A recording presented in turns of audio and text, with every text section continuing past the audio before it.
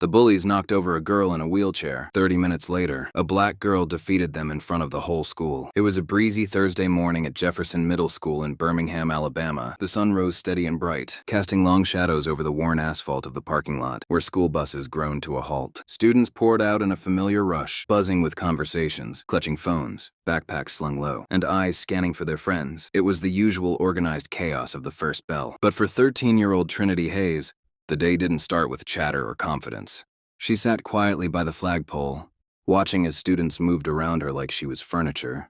Trinity was small for her age, soft-spoken and used to being overlooked until she wasn't. She was also one of only 3 students at Jefferson who used a wheelchair. Born with spinoipeda, Trinity had never known a life without wheels under her.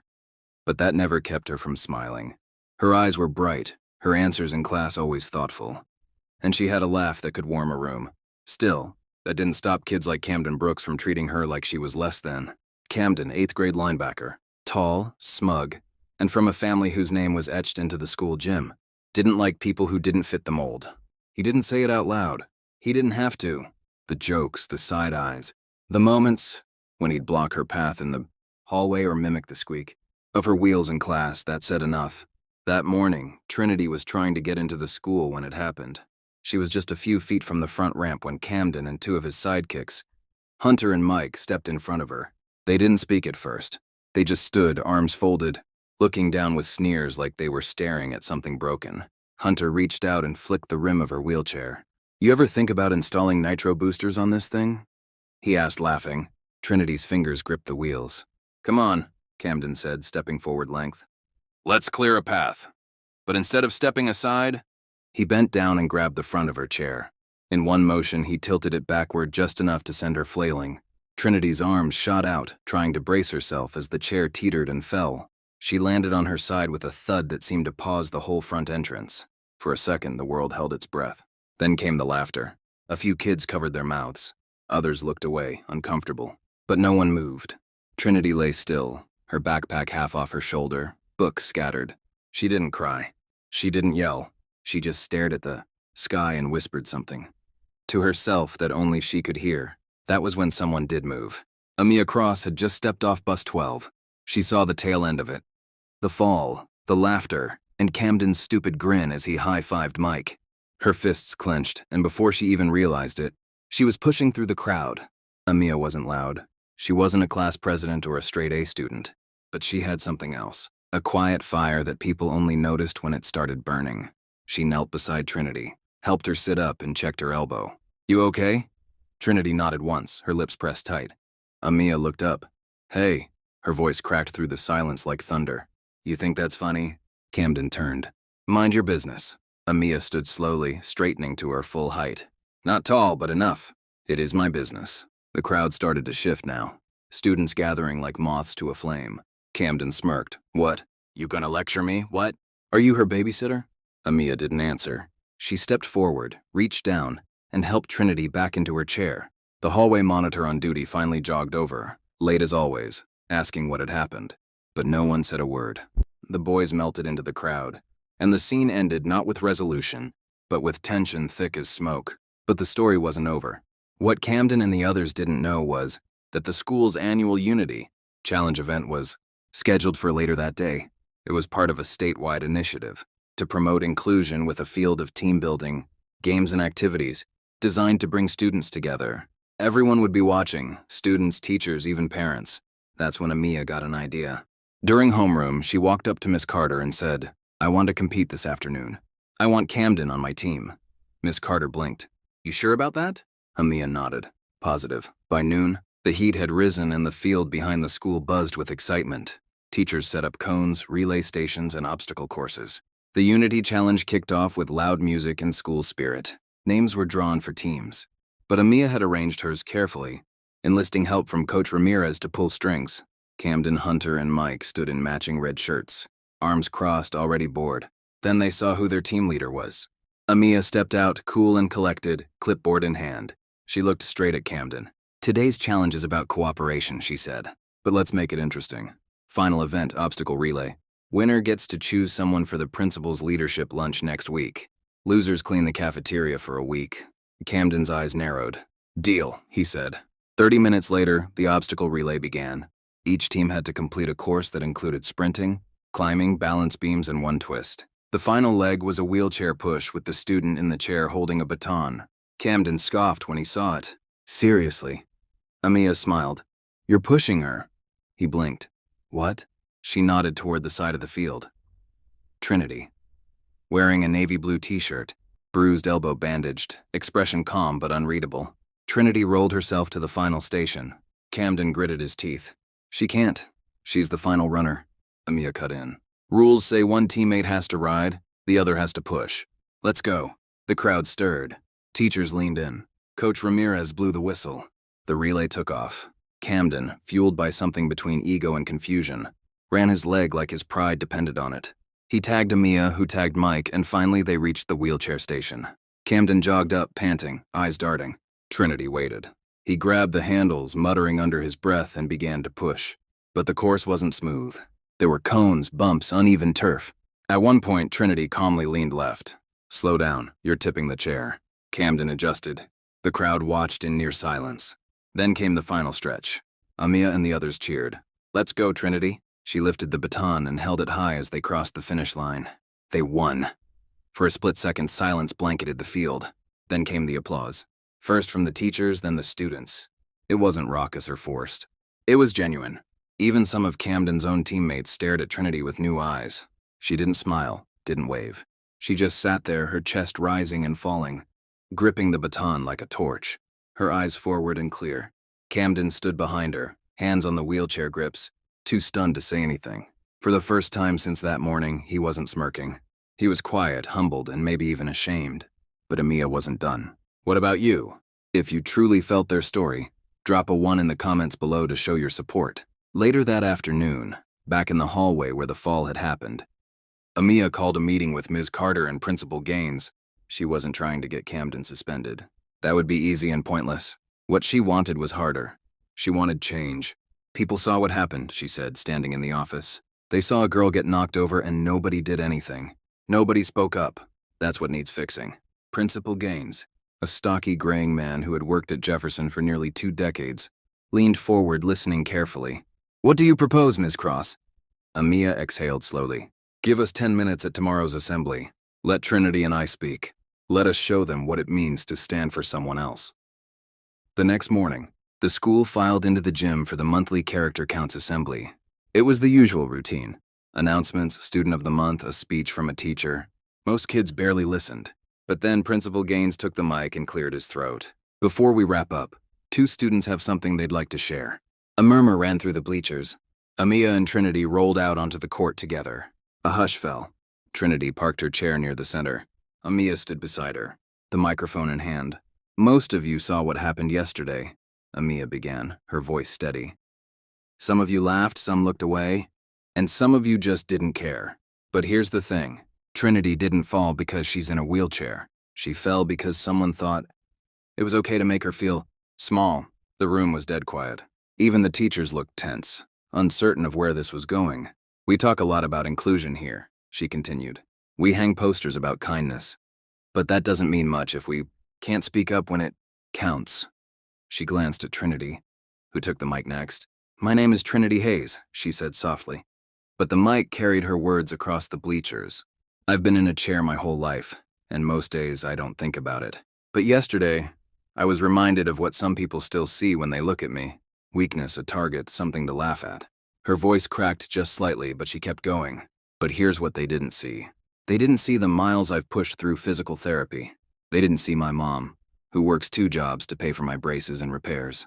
They didn't see the nights I spent learning how to get up by myself, after a fall. She paused, her gaze sweeping the bleachers. What they saw was a girl in a chair. But what I want you to see now is a girl who got back up. The silence that followed wasn't awkward. It was thick with emotion. A few kids shifted in their seats. 1 or 2 clapped quietly. Then more joined in until nearly the whole gym was applauding. Not out of pity, but respect. After the assembly, Camden found himself walking alone through the hallway. He'd never been ignored at this school. Not once, but now eyes followed him with something new. Not fear, not admiration, just recognition. Like the mask had fallen. He didn't see Amia until he turned the corner near the library. She was sitting with Trinity, the two of them laughing softly over a book. For a moment, he considered walking the other way, but instead, he walked up slowly. He started scratching the back of his neck. I didn't mean for things to go that far. I was just messing around. I didn't think Mia didn't blink. You didn't think that's the only part of that sentence that matters. Camden opened his mouth, then closed it. He turned to Trinity. I'm sorry, for real. I was being a jerk. Trinity looked up at him, her face unreadable. I forgive you, she said finally, but I don't need you to be sorry. I need you to do better. Camden nodded awkwardly. Yeah, okay. He turned to leave, then paused. If you ever want help fixing that wheel, I'm pretty good with tools. Trinity gave a small shrug. We'll see. By the end of the week, something had shifted at Jefferson. It wasn't magic. It wasn't overnight, but the hallway felt different.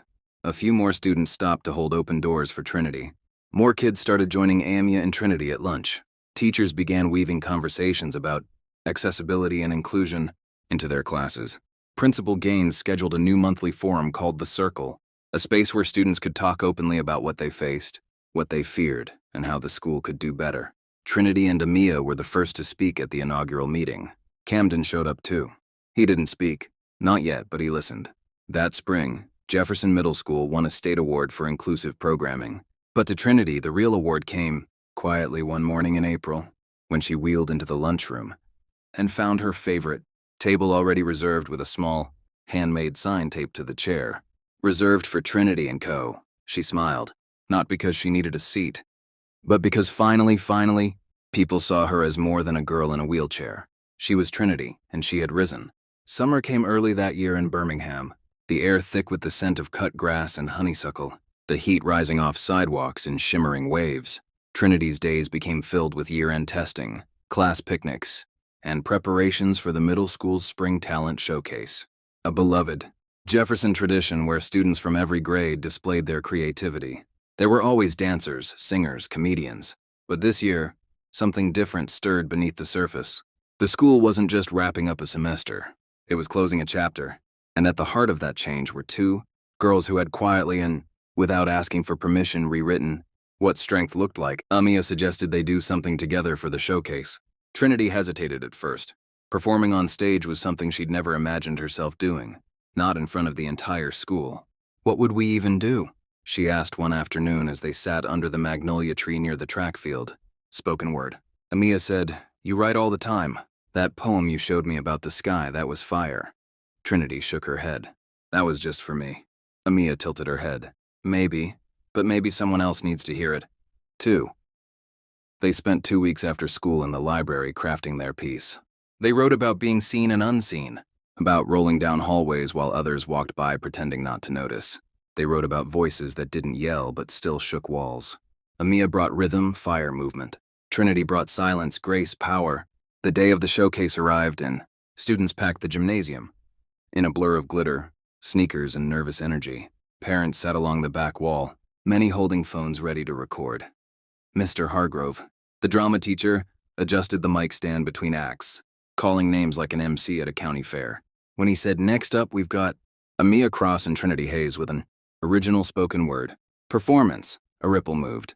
Through the crowd, Amia stepped out first, eyes scanning the audience, lips tight with focus.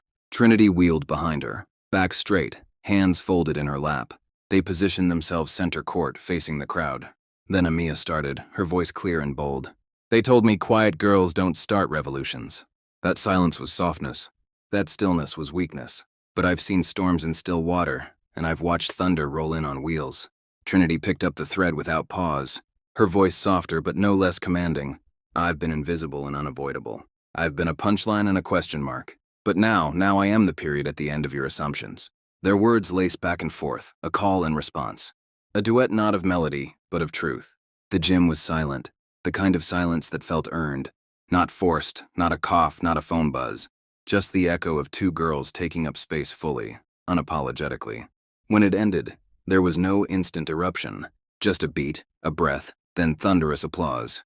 Trinity's mother stood near the back, hands over her mouth, eyes brimming with pride. Even Principal Gaines wiped the corner of his eye with his sleeve. Camden, sitting with his younger brother near the bleachers, didn't clap right away.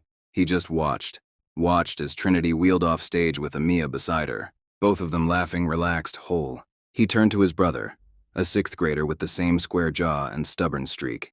"You see that Mauer sword?" Mass's boy nodded. "That was cool." Camden gave a slight nod. "Yeah, it was." The last week of school passed in a blur. Locker cleanouts, final grades, yearbooks filled with signatures and inside jokes. Camden approached Trinity again in the library on the last day. "I heard you're going to Washington High next year," he said, hands in his pockets. She glanced up from her book. "Yeah, special ed program's better there." He nodded. "You're going to crush it."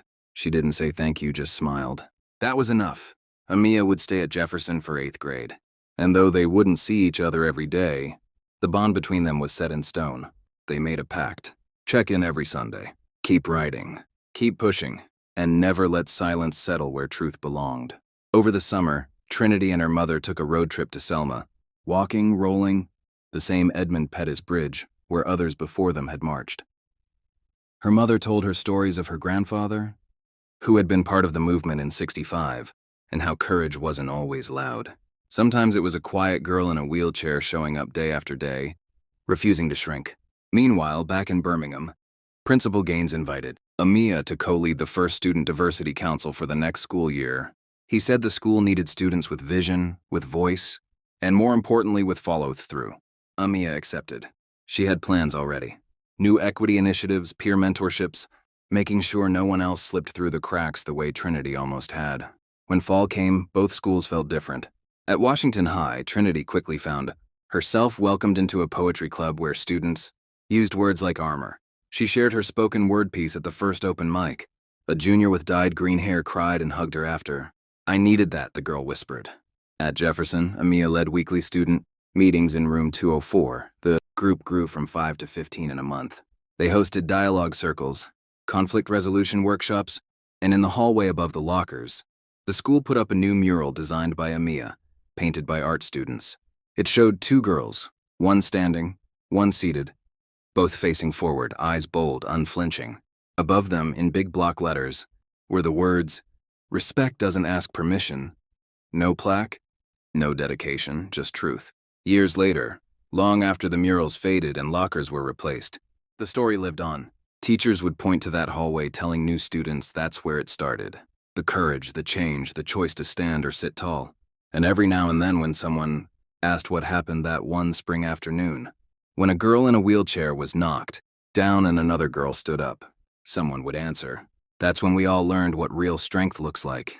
Because real strength doesn't always roar. Sometimes it rolls, sometimes it waits, and sometimes when the world is watching, it rises together.